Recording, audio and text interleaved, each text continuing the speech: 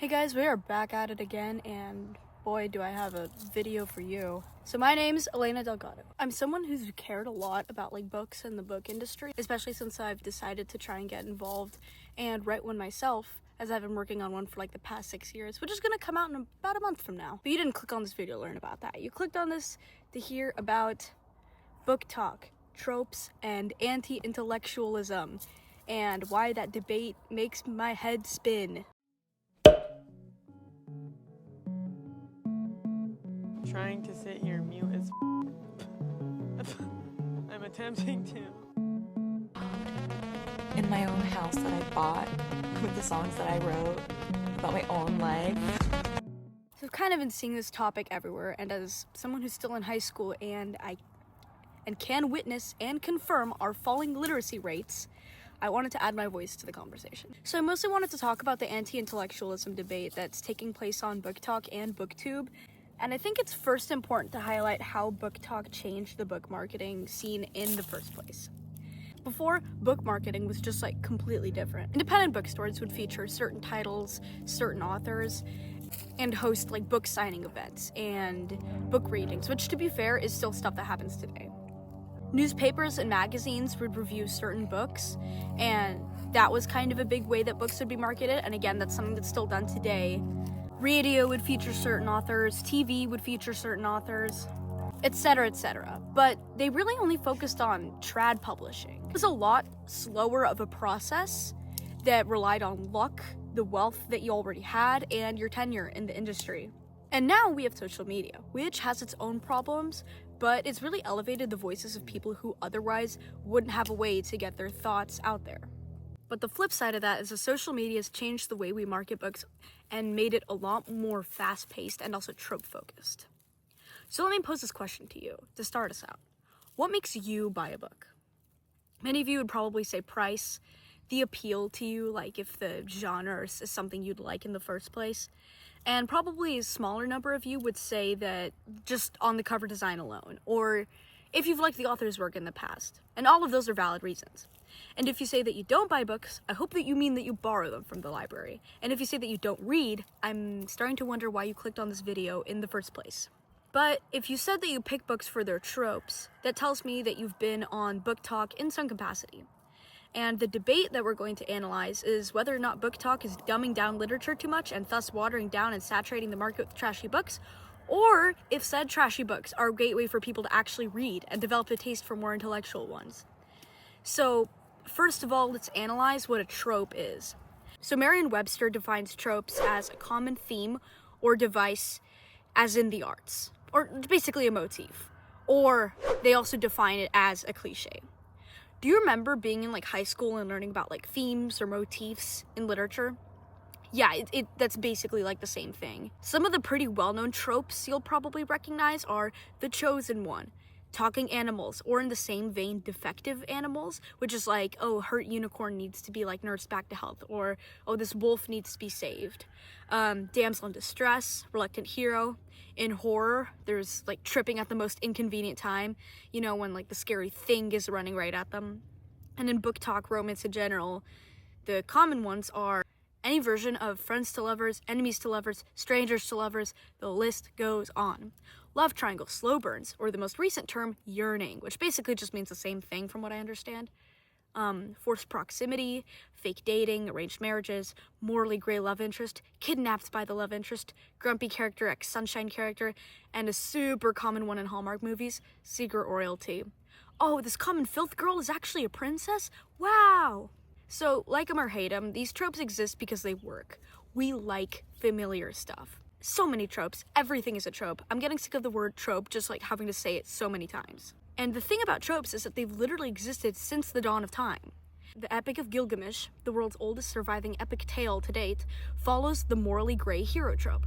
Gilgamesh starts as a tyrannical, selfish, and reckless guy, and then morphs into a wise and compassionate person by the end of the story. My point is that tropes have existed far before Booktok was invented. So why now? Why are they in the forefront of online book marketing? And what does any of this have to do with anti-intellectualism? So trope-centric marketing kind of unfolded in 3 separate waves. So the first one is the rise of the online niche communities, which kind of started in the 90s, EDP and the indie book boom in the 2007, and Booktok's growth and explosion since like the pandemic.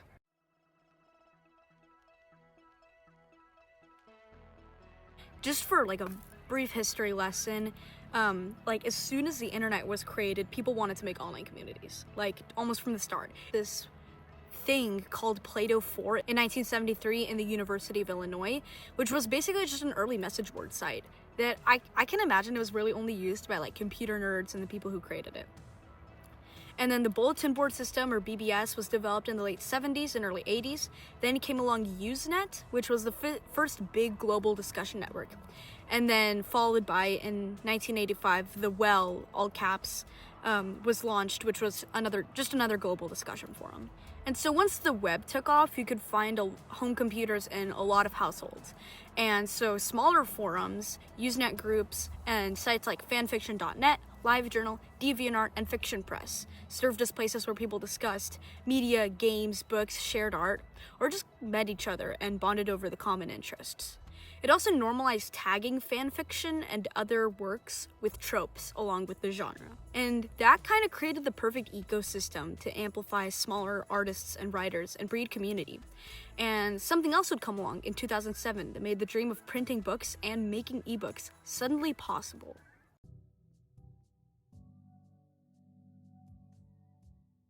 Amazon would launch open beta testing for the new service in late November 2007. It allowed authors to upload ebooks to Kindle without a publisher, which previously excluded many authors who couldn't afford to get an agent and do all the stuff before then. No gatekeeping, instant global distribution, and it was originally called the Digital Text Platform, but in 2007 it rebranded as Kindle Direct Publishing.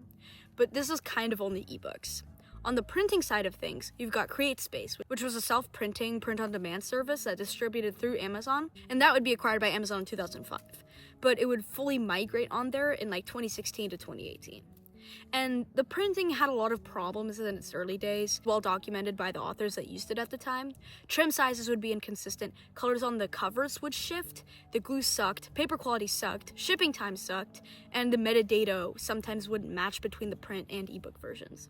Today, Amazon controls about 80 to 85% of the ebook market. Tropes became metadata, they became tags, and they became part of the descriptions that you put in listings. And so by this point, the niche communities have grown so much. Tumblr took off, along with Facebook, Goodreads, and other places.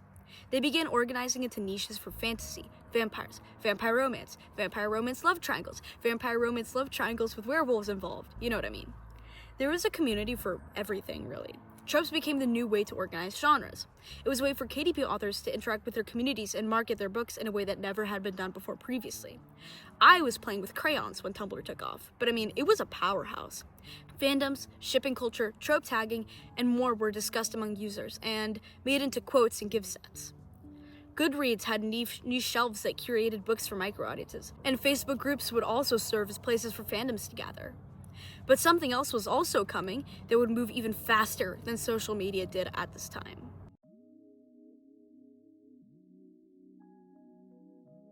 COVID-19. How old were you when COVID started?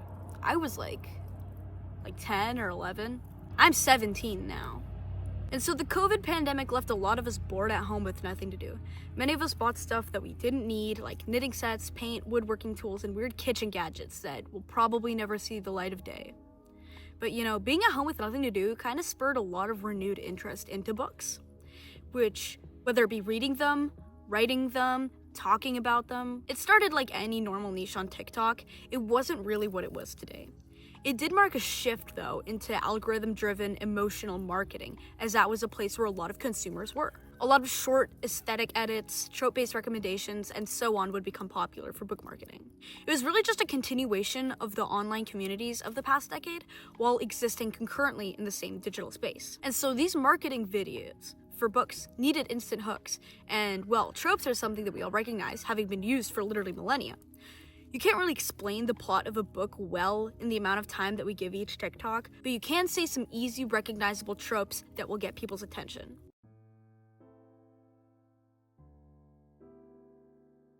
Because let's be really honest here, some of these Booktok recommendations are really bad. It's not to say you need to read literary masterpieces to consider yourself an avid reader. Like, you can read romantasy. I enjoy romantasy. Because Booktok is becoming fast fashion, and these publishers are trying to keep up with the amount of people who just want to read this, like, fluff. And so, the debate.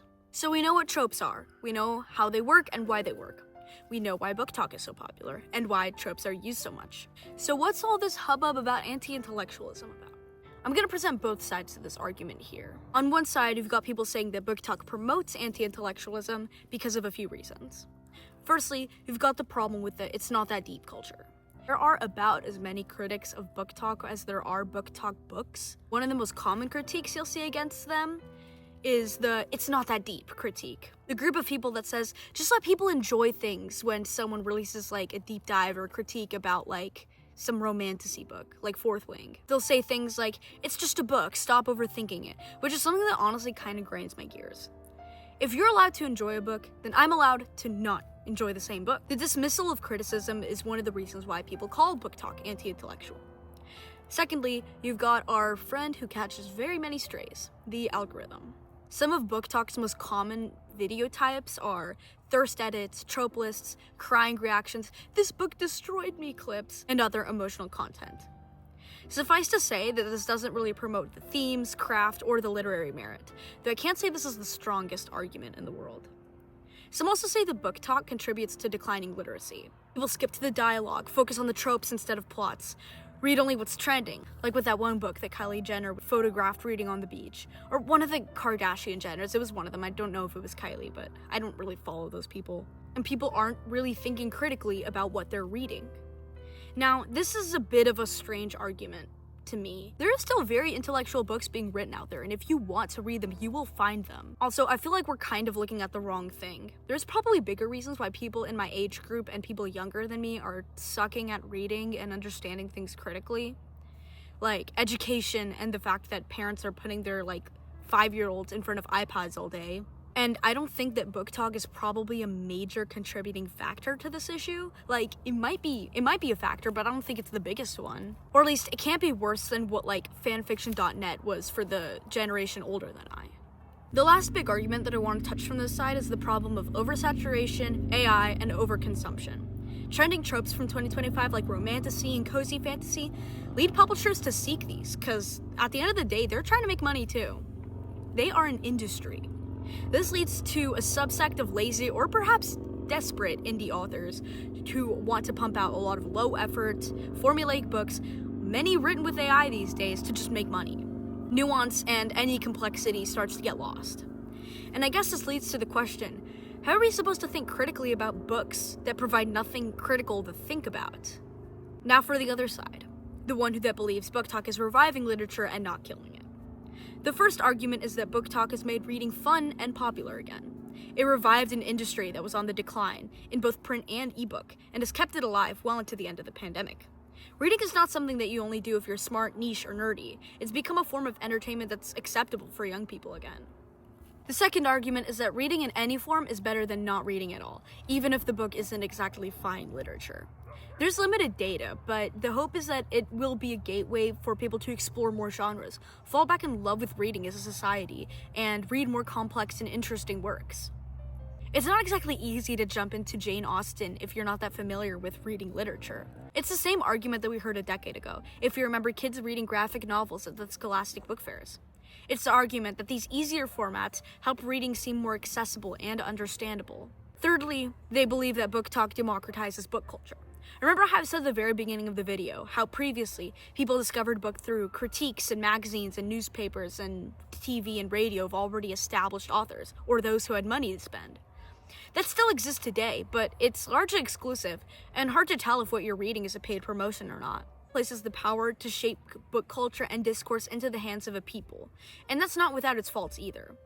It would be a lie to say that there isn't any elitism or certain people who have more powers than others within Booktok. And as an aside, I know that the drama disgusts a lot of people too. Another great thing about Booktok is that it's given a voice to a lot of indie authors, queer authors, and authors of niche genres a chance to hit it big in the algorithm, whereas before they'd be confined to the smaller circles online. And lastly, some people say that an emotion-heavy reading is still reading, that escapism is valid, and romance is valid, and reading a dumb book for pleasure is valid.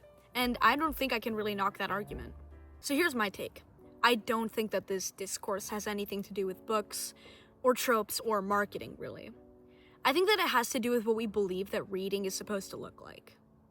I feel like what we're seeing here is a clash between the young and the old, the hardcore and literary and the casual, trad and indie, and literary fiction and genre fiction. I don't think anyone should get to decide what good reading looks like. Is there even a wrong way to read? I think we ought to address the fact that older generations have always hated what younger generations were doing.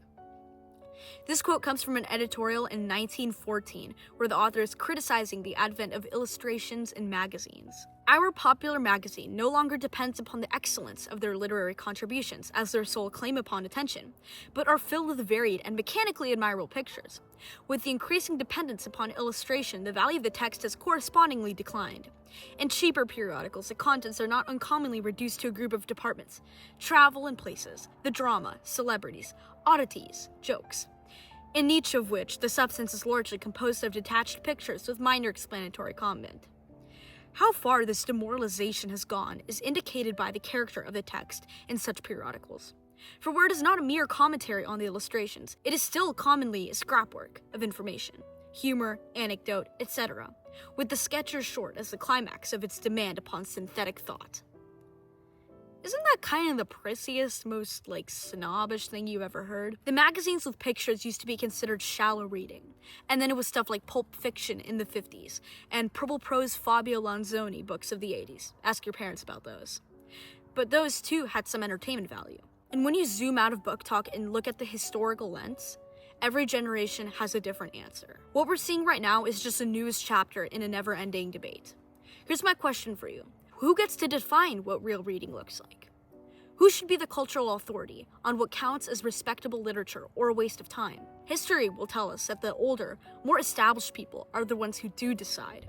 They are the ones who think that your comfort book is a scrapwork and mechanically admirable, but intellectually empty. Because those people from that popular science editorial from 1914 were using the same tone that people are using now, that Booktok ruins literature.